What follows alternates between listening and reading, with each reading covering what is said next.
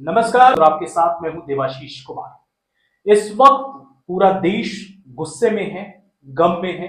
और ये गुस्सा और गम क्यों है आप सबको पता है। दरअसल पहलगांव में जिस तरह से आतंकवादियों ने 30 बेकसूर लोगों की जिस तरह से आतंकवादियों ने गोलियों से हत्या कर दी, उन पर गोलियों की बौछार कर दी, उसके बाद पूरा देश जो है वो गम में है। हालांकि केंद्र सरकार ने इसकी पूरी तैयारी भी कर ली है और उन आतंकवादियों को खोज खोज कर मारने का अभियान जो है वो सेना ने शुरू कर दिया है। लेकिन इसी बीच हमारे देश के प्रधानमंत्री नरेंद्र मोदी और उनकी सरकार की तरफ से पाकिस्तान को करारा जवाब दिया गया है और ये करारा जवाब जो है इस बार वाटर वॉर के तहत दिया गया है। आखिर ये वाटर वॉर है क्या, और इसको पूरे विस्तार से समझने के लिए जो है आप सबको पता होगा, जिनको नहीं पता है आज इस डिबेट में हम आपको यही बताने जा रहे हैं कि आखिर सिंधु जल जो ये जिसको भारत ने पाकिस्तान के लिए रोक दिया है, स्थगित कर दिया है समझौता, ये आखिर है क्या। इसको विस्तार से बताने के लिए हमारे साथ महाराष्ट्र के और सकाल के महाराष्ट्र ब्यूरो चीफ और सीनियर पत्रकार विनोद सर हैं। सर सबसे पहले तो महासागर में आपका बहुत स्वागत है।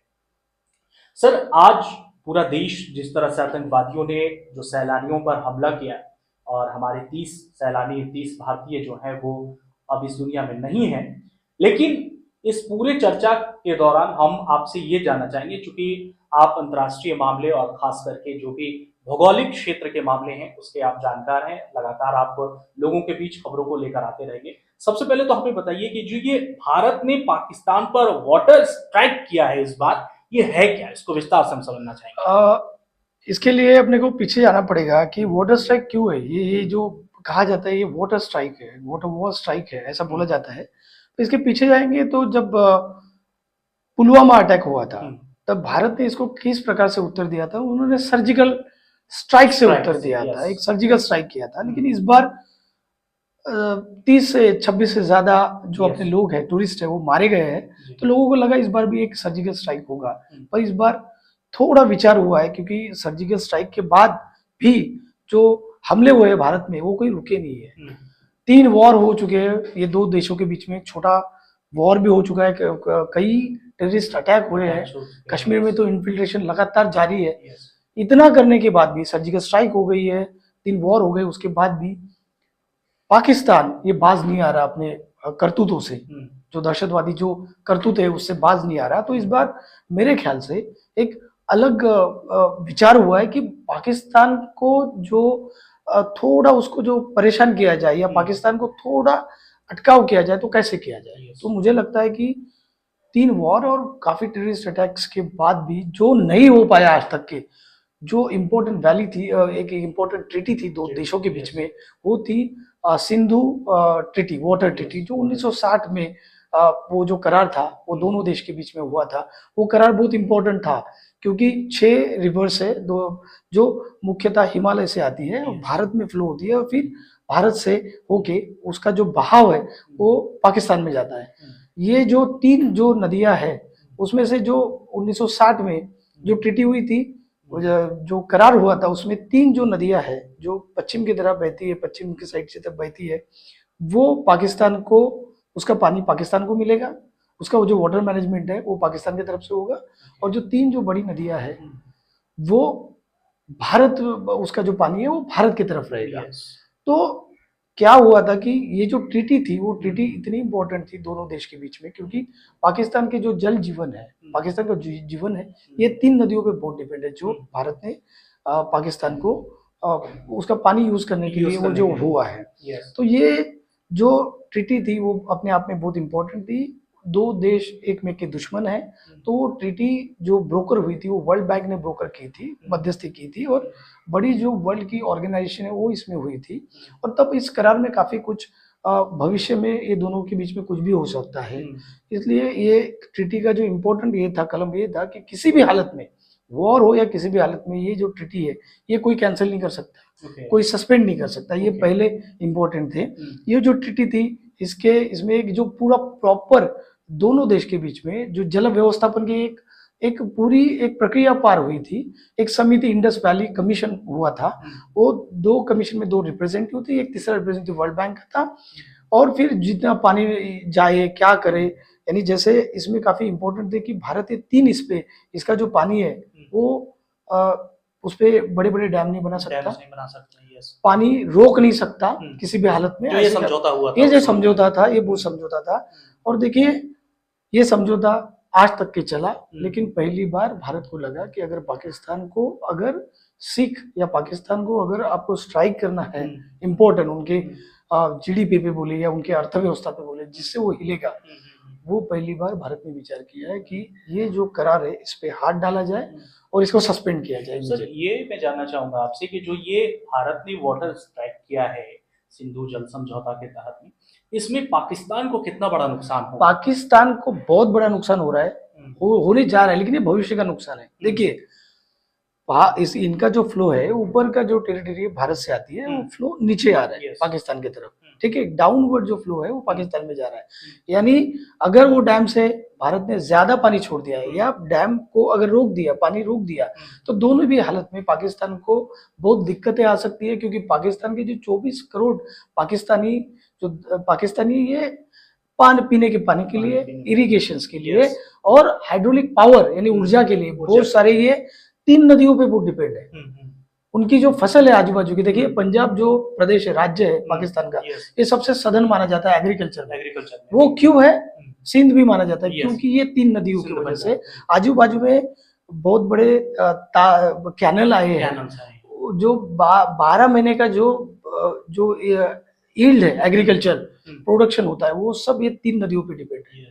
इसलिए ये नदियां बहुत इंपॉर्टेंट। लेकिन इमीडिएटली ये जो करार था, इसमें एक बहुत इंपॉर्टेंट ये कलम ऐसा था कि भारत बड़े डैम नहीं बना सकता, इसलिए भारत ने आज तक की इसमें डैम नहीं बनाया। 2 छोटे डैम है, बाकी क्योंकि एक डैम क्रिएट करने के लिए, एक बड़ा पानी का फ्लो रोकने के लिए आपको डैम्स का इंफ्रास्ट्रक्चर आपको अगर खड़ा करना है तो उसके लिए काफी समय लगता है, काफी साल लगते हैं। और भारत ने आज तक की ये जो करार है इसको बहुत ही अलग और ट्रीट किया है, बहुत ही इंपॉर्टेंट करके ट्रीट किया, क्योंकि भारत ने ये सब किया नहीं। तो इमीडिएट थ्रेट नहीं है, पर आगे चल के अगर भारत इसको सस्पेंड कर सकता है तो भारत आगे भी जाके कुछ कर सकता है। क्योंकि इसके पहले भी भारत ने जब पुलवामा अटैक हुआ था तो बोला था कि ये जो करार है इसमें जो काफी जो कलम्स है उनको हमें अमेंडमेंट करना है, क्योंकि क्लाइमेट चेंज हुआ है, काफी दिक्कतें आ रही है, पानी का हमें भी प्रॉब्लम्स है, तो दिक्कत उन्होंने कुछ अमेंडमेंट करने के लिए भारत ने बोला था, लेकिन उसको पाकिस्तान ने सिरे से खारिज किया था।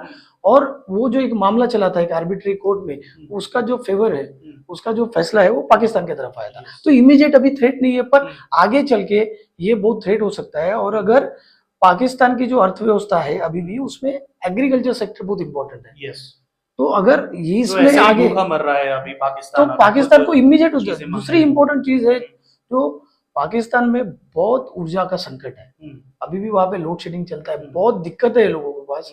बीज भी काफी आते हैं, क्योंकि एक प्रॉपर जो इन्वेस्टमेंट है, बड़ा ह्यूज इन्वेस्टमेंट है, वो पाकिस्तान नहीं कर पा रहा है इसमें, उसके आर्थिक कारणों की वजह से। अगर इसका फ्लो का कम ज्यादा होता है तो पाकिस्तान की जो तीसरी ऊर्जा की प्रोड्यूस है वो ये 3 नदियों पे आती है, वहां से हाइड्रो पावर पाकिस्तान निकालता है। तो इमीडिएट पाकिस्तान की आगे चल के अगर कुछ हो गया तो पाकिस्तान का जो पूरा इकोनॉमी है वो क्रिपल हो सकता है। अभी नहीं होगा, पर आगे चल के भारत क्या कदम उठाता है, यूनिलैटरली क्या कदम उठाता है, आगे चल के कितना सख्त होता है, इस पे काफी डिपेंड है। मेरा अगला सवाल भी आपसे यही है सर कि भारत की जो अगली रणनीति होगी, हालांकि वाटर स्ट्राइक तो भारत ने कर दिया है, लेकिन क्योंकि आपसे ये सवाल बिल्कुल बेहतर बनता है क्योंकि आप राजनीतिक और खास करके विदेशी मामले के जानकार हैं और हमेशा मुखर होकर के अपनी बातों को रखते हैं। मैं ये आपसे जानना चाहूंगा कि भारत की अगली रणनीति अब क्या होगी, क्या लगता है आपको? मुझे लगता है कि जो रिपल छोड़ना है पाकिस्तान में, ये एक बड़ा डिसीजन लेके, वो रिपल्स अभी आप इमेजिन कर सकते हैं पाकिस्तान में कितनी अफरा तफरी फैली हुई है सिंधु जल करार को लेकर, बहुत अफरा तफरी है। पाकिस्तान के सब तबकों में इसकी निर्भरता हुई है। पाकिस्तान इसको जोरों से प्रोटेस्ट कर रहा है, पाकिस्तान इसको अंतर्राष्ट्रीय मंच पे उठा रहा है, पाकिस्तान ने इस मामले को वर्ल्ड बैंक तक लेके जा रहा है।